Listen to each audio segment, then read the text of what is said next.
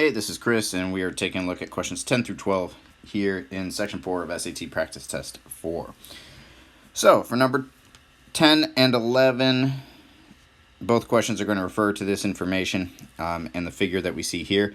And it says, a curator at a wildlife society created the scatter plot above to examine the relationship between the gestation period and life expectancy of 10 species of animals. And question 10 says, what is the life expectancy in years of the animal that has the longest gestation period? So longest gestation period means we have to look along this x-axis and find the largest value there. And as we look, we see that that is going to correspond to this value of 60 days gestation period. And they're asking for the life expectancy. Remember what the question's asking, what is the life expectancy? So if we look at that point and track that over to life expectancy in years, that's going to be 3 years, answer choice A. So this one's a little bit of a straightforward data interpretation question, checking to see if we have the skills necessary to read the figure in front of us. Now let's take a look at 11. It says, of the labeled points, which represents the animal for which the ratio of life expectancy to gestation period is greatest?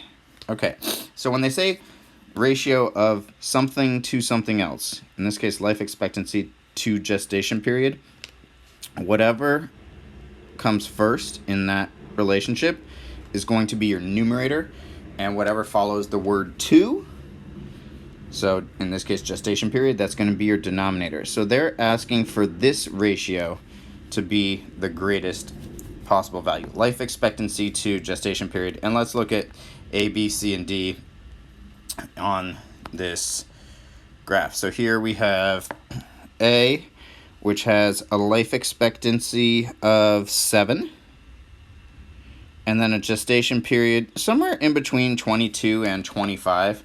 So this would be, somewhere in between 20 and 25. So this would be maybe something like 7 over 22, or maybe even 7 over 23.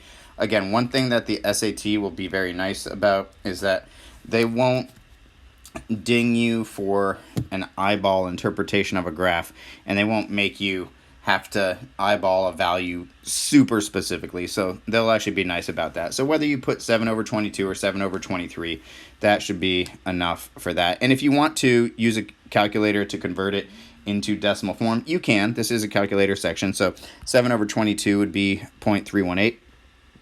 So, and I'll put that here just so we can, see both side by side.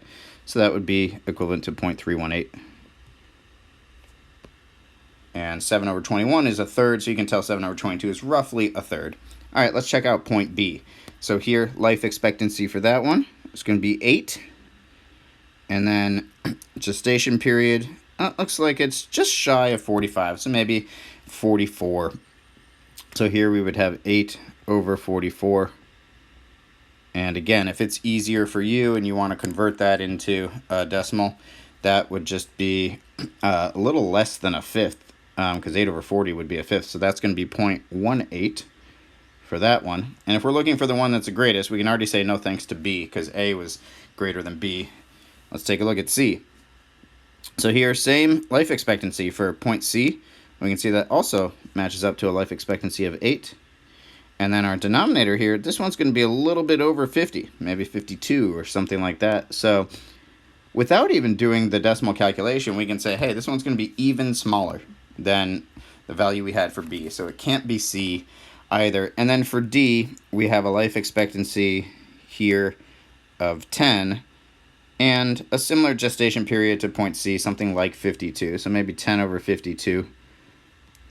And 10 over 50 would be 1/5, which is 0.2. So we can tell we're going to be close to 0.2. And if you want to do the exact math, you can, just to be sure. Here, this comes out to 0.19, also smaller than A. So answer choice A is correct. That's going to be the greatest ratio of life expectancy to gestation period. And the key here is recognizing that when they say 2, that's going to tell us what breaks up our numerator and our denominator when talking about ratios.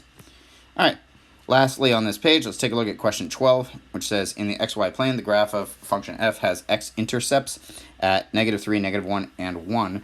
Which of the following could define f? So If these are the x-intercepts, then these are the places where your function is going to cross the x-axis, which means that your y value is 0. So as far as your factors go, the factors are always going to have the opposite signs of the corresponding intercepts. Because basically, if you factor something out, if you have x plus 3 as a factor for your function, right? So if x plus 3 is one of your factors, that's the equivalent of saying that for an x-intercept, that x plus 3 equals 0, and that's where you would get x equals negative 3 as the corresponding intercept. So just understanding this relationship here between the factor, and I'll color code this a little bit, but this is the factor, and then this is the corresponding intercept. So the factors and the intercepts will have opposite signs.